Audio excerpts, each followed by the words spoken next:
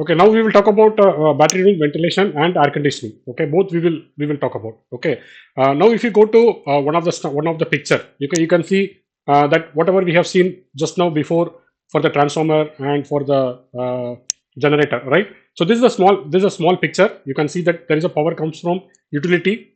Okay, uh, this power will go to the say for example transformer. From the transformer it will go to the LV room, then from the LV room it will go to the through the DB, okay, or MDB or SMDB you can say. Okay, so that SMDB will give the power to the critical equipment.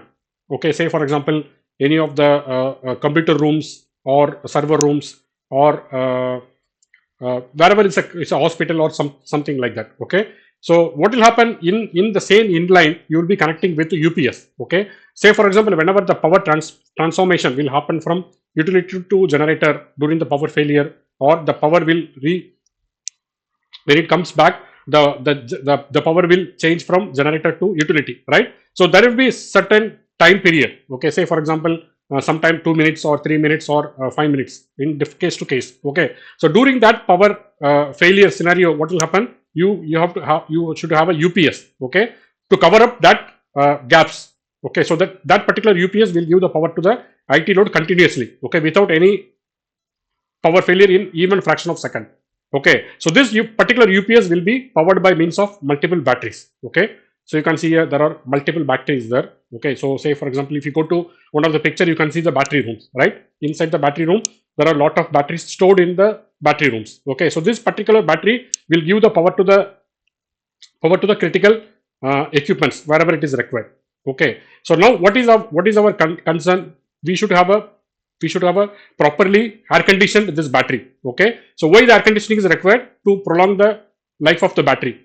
Okay, and also if there is any heat dissipation, that unwanted heat dissipation will come into the room, and that heat dissipation will create the efficiency of the battery. Okay, it will affect the efficiency of the battery. That is why we have to properly air conditioned and also properly ventilated. Okay, I will tell you ventilation why it is required. Okay, now we will talk about air conditioning, right? So in the air conditioning, remember when we do the HAP calculation, what we did, we used to consider certain factors, certain parameters. So say for example ambient temperature. Okay, and then if you go to envelope is nothing but wall envelope or the floor to floor or roof. Okay, then you have a lighting load, then you have occupancy, right? So these are the common factor. Okay, but here what is the main factor? It is called equipment. This battery is the equipment. Okay, so that equipment will have a heat dissipation. Okay, so how to calculate the equipment heat losses? Okay, so there is one equation is there. Okay, say for example if you see the battery produces a lot of power, right? Battery. Okay, so that also there is some efficiency. Say for example whenever it transfers the current, there is an internal resistance, right? So that will dissipate a heat. Okay, so how to calculate the heat dissipation for the battery itself? You can see there is an equation. P heat is nothing but I square multiplied by R. What is I square? Is the current. Enter the current value, right? Say for example 10 amps, 15 amps, 20 amps, whatever the amps. Okay, so when you enter the amps, you have a what is the current required for the battery to operate. Okay, so whenever the current the power transmit inside the battery, it will produce a resistance. Okay, because whenever it works, it produces a lot of resistance. Okay, so that resistance will convert into heat. So that heat is nothing but heat dissipation. Okay, so how to calculate the heat losses? I square multiplied by R. So you will get the heat dissipation of the battery. So this particular value will be applied in the HAP calculations, right? Say for example if I go to one of the catalog. Okay, there is one battery catalog is there. Okay, say for example I have a different voltage batteries, right? 12 voltage battery.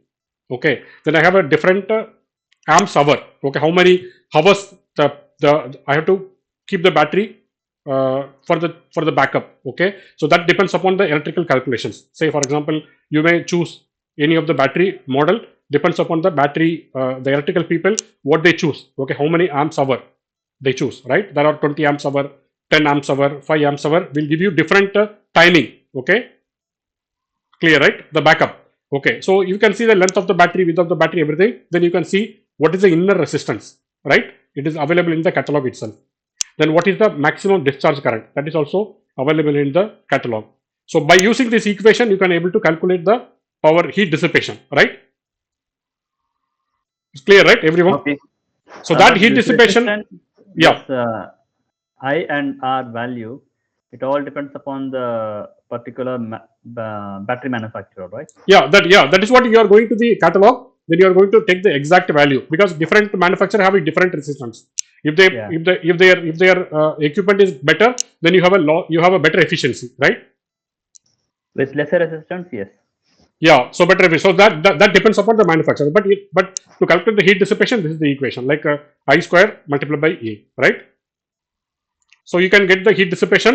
Then that heat dissipation value you can apply in your calculation sheets whenever you do the HAP calculation. Okay. Also, if you go down, okay. Also, I can tell you based on the UPS. Can you see that UPS heat losses?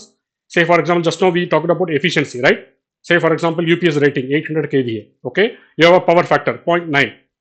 Okay. So when you multiply by kVA to power factor, you will get kilowatt, right? Say for example, UPS loading is 80%.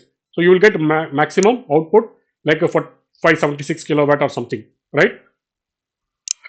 Okay, assume that you have a efficiency of the transformer will be 97%. So that means 3% will be heat losses. So the 3% will be the heat losses, like the heat dissipation. So this heat dissipation, you will use it in the HAP calculation whenever you enter the equipment heat dissipation, right? Okay. Yeah. So that is one of the factor. Next one, you can see there are different UPS rating will give you different heat losses. From the catalog, you can able to catalog, because this UPS consists of batteries, right? So you can see the heat dissipation values, okay, for the UPS, right? And if you go further down, okay, so this is the UPS. You are going to cool the UPS, like you are going to have a cooling unit. Like normally, if you talk about in our project, we used to go with computer room machines, right? So that will give you the supply temperature of 24 degrees Celsius. Then that will go to the UPS. Then in UPS inside, you'll be having some fan kind of thing that will circulate the air. Okay, so it will take out all the heat from the UPS. Then it will discharge at 35 degrees Celsius. So that 35 will come into the equipment.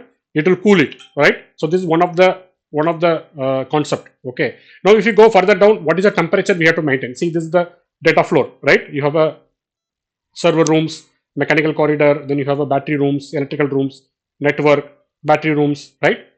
Okay, so here we have a battery rooms here. So this battery room only you have seen the picture, right? Okay. Now if you go further down, you can see that battery will discharge condition during charge condition, that will dissipate a heat.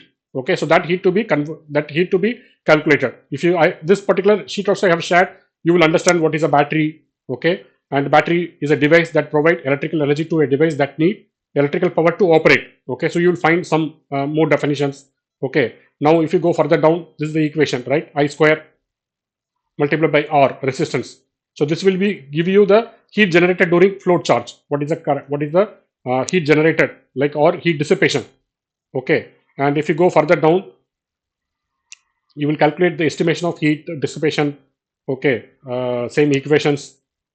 Okay, here also you will find one of the catalog shows the internal resistance and the current, short circuit current amps, right? To calculate it depends upon the battery type. What is the heat dissipation?